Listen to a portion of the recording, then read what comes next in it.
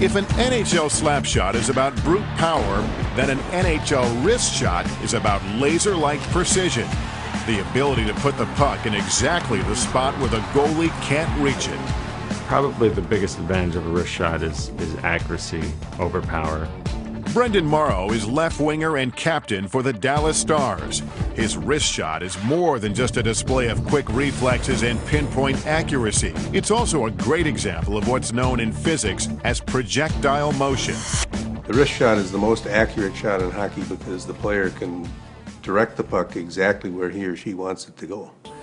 To understand the physics of projectile motion, we filmed Brendan Morrow shooting his wrist shot with a special high-speed camera called a phantom cam. Action. This technology allows us to capture an image of a spinning puck at 10,000 frames per second. For Morrow to impart spin on the puck, he positions it at the heel of his stick blade.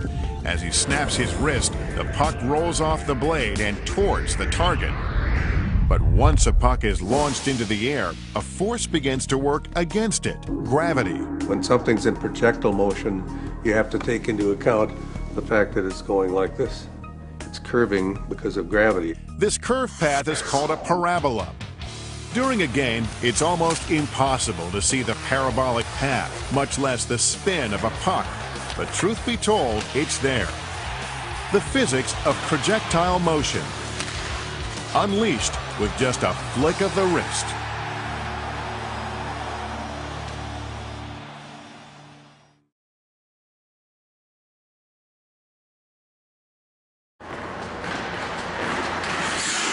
Hi, I'm Nolan Whitted, and welcome to the physics of a hockey slap shot.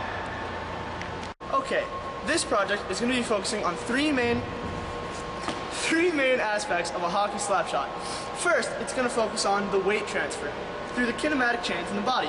Secondly, it's going to explain the flex of a stick, or kinetic potential energy, or elastic potential energy.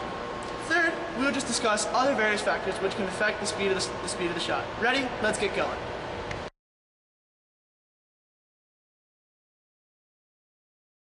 Okay, there are three main types of slap-off shots in hockey. First of all, there's a slap shot. This shot is used by defenders when reporting on a blast a nice hard low shot.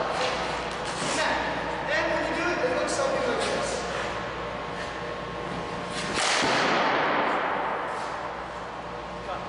This project is the snap shot.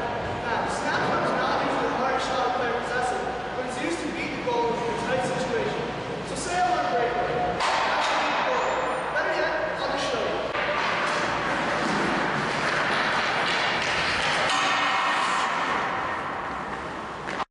And lastly, we'll be looking at the wrist shot.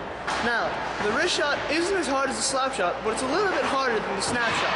The wrist shot is used when you don't have time to wind up for a full-on slap shot, but you also have more time than you need to do a snap shot. Allow me to demonstrate. Key difference between the wrist shot and the snap shot is with the snap shot you shoot from right here. It's a snap like this. The wrist shot, you want to get some forward momentum going. You want the shot. So this is the wrist shot. Now that you have a general overview of the various types of hockey shots, let's begin to break them down in physics terms. We'll start by looking at the majority of the terms, which are all-encompassing and carry over to all shots. For starters, we'll look at a huge component of every shot, the weight transfer. The weight transfer is essential because it creates forward momentum. Have a look. Now, if I want to get forward momentum, I want to get my body as much mass as I can moving forward. Because as you all know from physics class, or you should know, force equals mass, which is my body, times acceleration, which is how fast I can get it to move forward. Go. So what this basically means, on the simplest level, is that if you can get the greatest mass moving forward or in the direction of the shot as quickly as possible, you'll get huge velocity. So you may ask yourself, now Nolan, how can I accomplish this? And the first obvious answer is through kinematic chains. Now, a lot of you may not know what that is, but you know what kinematics are, energy that's moving. And the kinematic chains are the linking of muscles and muscle groups in the body that allow energy to be transferred while moving. Now, there are two types of kinetic chains, open chains and closed chains. The one we'll be distal points are attached to the ground. So right now, my feet are on the ground, making it a closed kinetic chain. However, if I were doing something where my feet were off the ground, if say I were kneeling on a bench, that would be an open kinetic chain because I'm not attached to the ground in any way. So as you should now know, kinetic chains in the body are used to create force, or forward momentum in this case, through the transfer of energy. Now what I want to talk about is where it begins in the body. As you know, force is mass times acceleration, and a higher force leads to a higher velocity on the shot going into the net. So according to the transfer of energy, this is how it should look. Now, the first kinematic chain starts in the back leg. In the back leg, when you swing your arms back, your weight goes back onto this leg. From this leg, you want to transfer the energy forward through the core onto this leg. Simultaneously, the arms come through, creating a flex of the stick. From there, the energy is transferred into the hands, in the stick, and finally onto the puck. So this is what it would look like if this was an episode of Sports Science and this was the super slow-mo.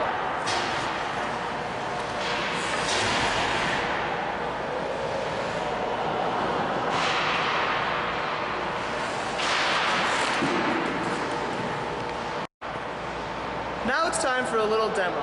For this next part, I'm going to take 3 slap shots. The first one will have no weight transfer at all. I will just remain where I am and simply use my arms. Second, I will go on to use a slightly good weight transfer, where I don't go back very much, but everything goes forward. And then finally, I'll do one with a good exaggerated weight transfer, and thanks to the use of the radar gun behind the net, we'll be able to see exactly how fast each one goes. Now I'm going to have to ask my mom, or camera lady, to go behind the net so we can film it.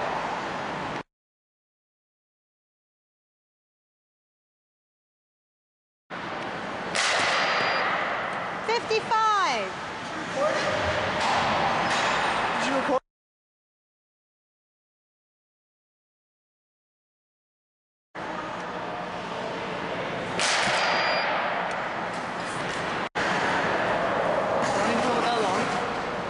Okay, so with no weight transfer at all, simply using my arm, I registered a 55-mile-an-hour slap shot. Not the greatest, but with just a little bit of weight transfer through the kinematic chains in my legs, I got up to 60. Now let's see what I can do when I actually get some forward momentum going and get some good kinetic chains working and get a lot more velocity.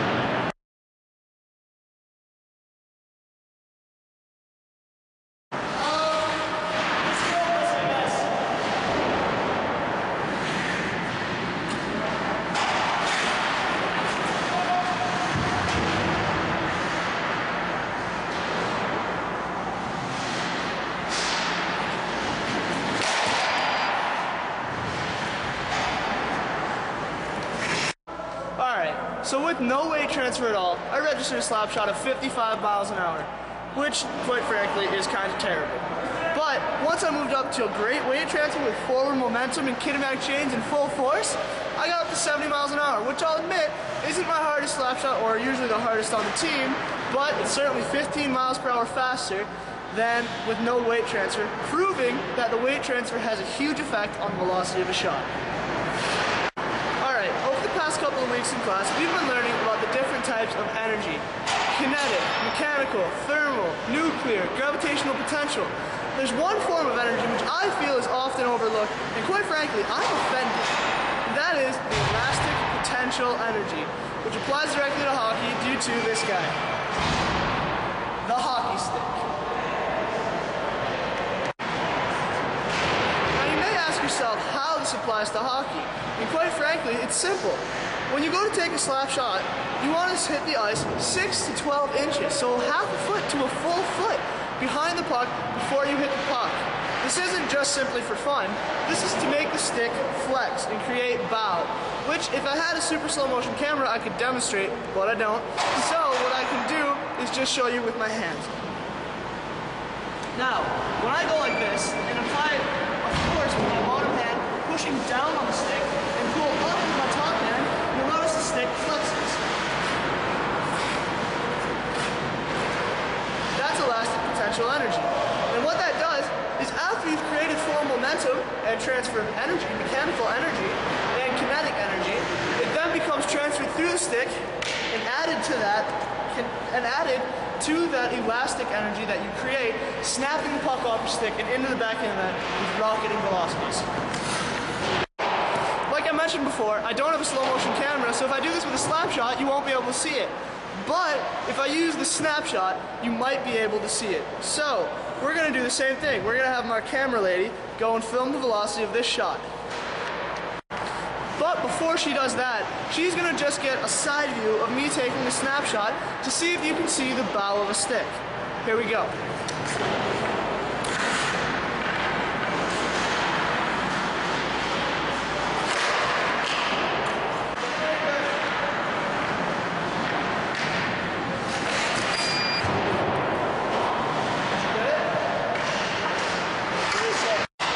So hopefully now you've seen the effects of elastic potential energy. Now, this does have its limits, however. For example, if I were to use a 67 flex, every shot I take would go really high. That's why I use 102 pounds of flex. Now, for different people, they want different flexes, they want different things. I'm a defenseman, I like slap shots, I use a very stiff stick, so I can still keep it low, but create that bow that allows me to get booming velocity. And there you have it, elastic potential energy at work in hockey.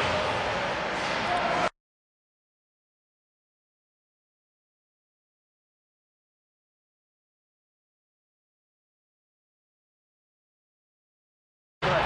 Are you going? Wait, stop.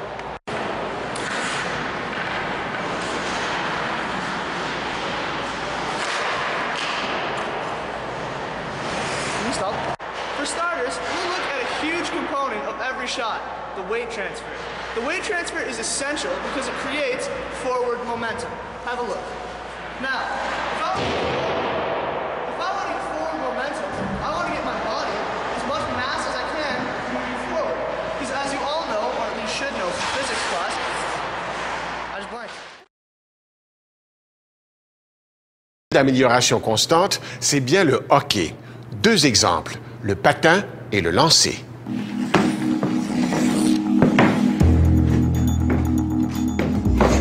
Nous sommes au laboratoire du groupe de recherche sur le hockey sur glace de l'Université McGill.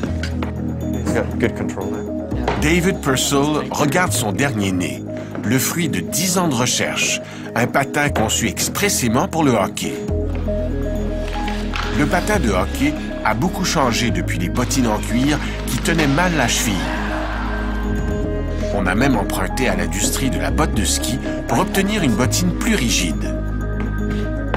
Dans l'aventure, on a emprisonné la cheville. L'industrie a fabriqué des bottines plus rigides, particulièrement ici, par exemple. Si vous pressez, c'est très rigide. Ils sont allés un peu trop loin. Ils ont empêché le mouvement ici. Pour libérer la cheville, l'équipe de David Purcell n'a pas ménagé ses efforts. Il fallait analyser ce qui se passe lorsqu'un joueur patine.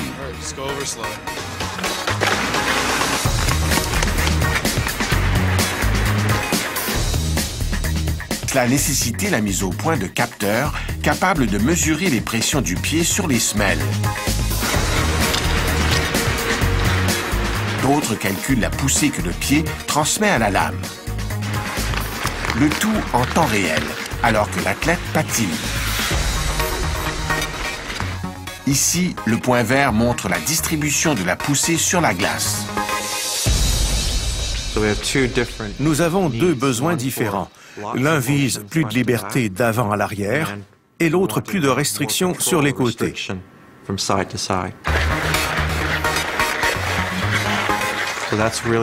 Nous essayons d'améliorer ces deux aspects. Pas facile d'obtenir l'un sans nuire à l'autre.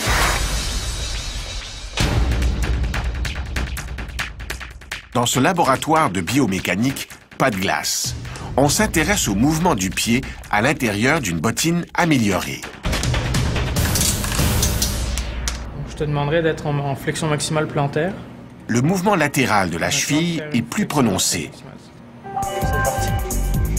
Le test montre que la talonnière limite le mouvement de la cheville. Il faudra revoir sa forme. Depuis 10 ans, les bottines des patins ont subi une révolution silencieuse. Tout l'intérieur a été revu et corrigé. Bien des athlètes ont testé en laboratoire et sur glace les innovations de l'équipe de David Purcell.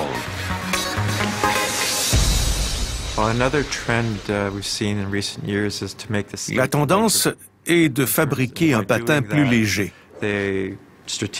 Pour cela, on a réduit le poids de la lame et de son attache, mais surtout celui de la bottine elle-même. Et le grand avantage d'un patin léger, en plus d'être un peu plus rapide, c'est lors des épreuves d'habileté. Comme, par exemple, changer de direction rapidement. Cela réduit le temps de réaction. Et ça fait vraiment une grosse différence.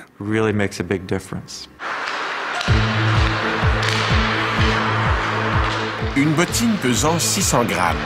Des patins qui maintiennent fermement les côtés des chevilles, mais qui libèrent le mouvement des pieds vers le haut.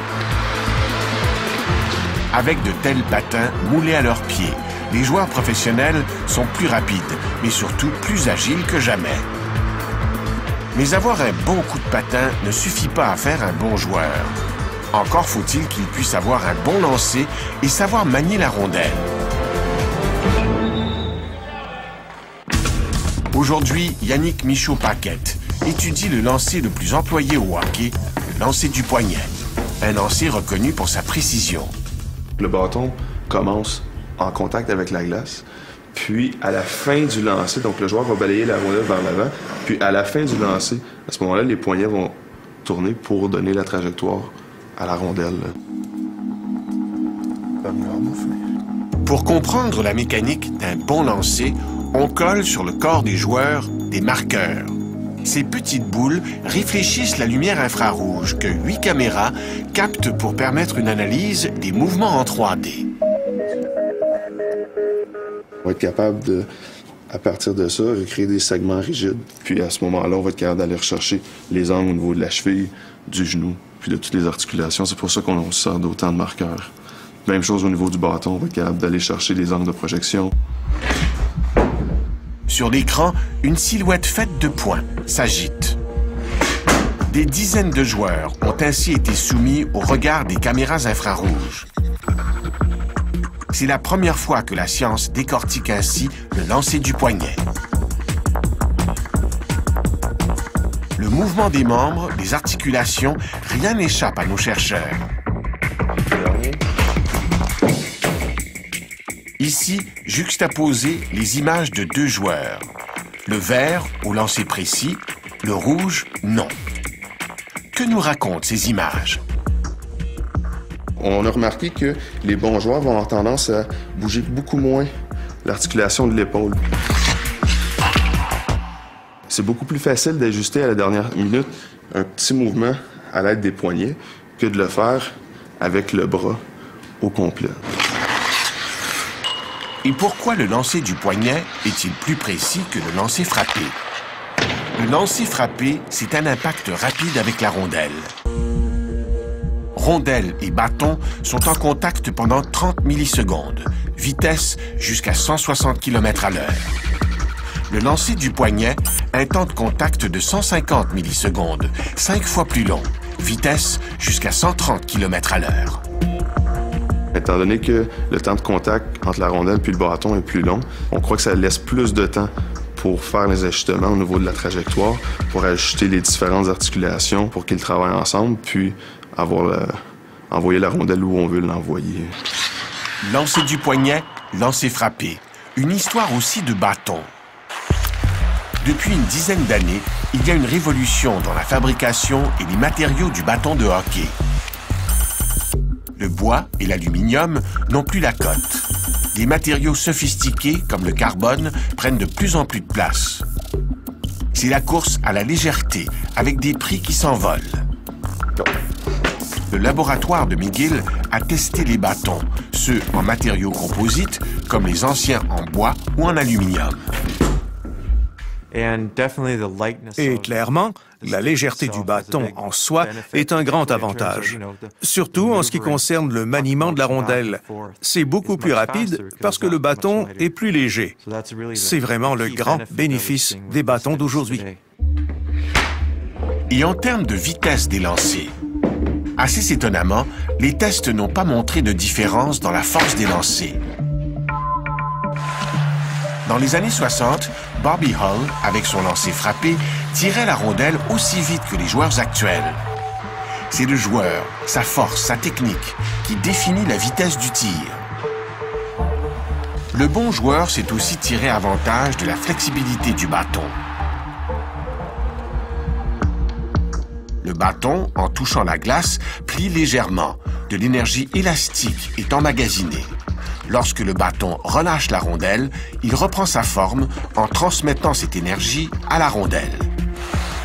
Une question de synchronisme.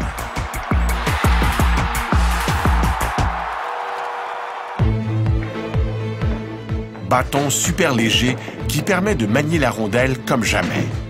Patin qui libère l'articulation de la cheville et dont la légèreté confère plus d'agilité. Avec l'évolution des patins et des bâtons, les joueurs d'aujourd'hui ont en main les outils pour faire du hockey, ce qu'il a toujours été, le sport d'équipe le plus rapide au monde.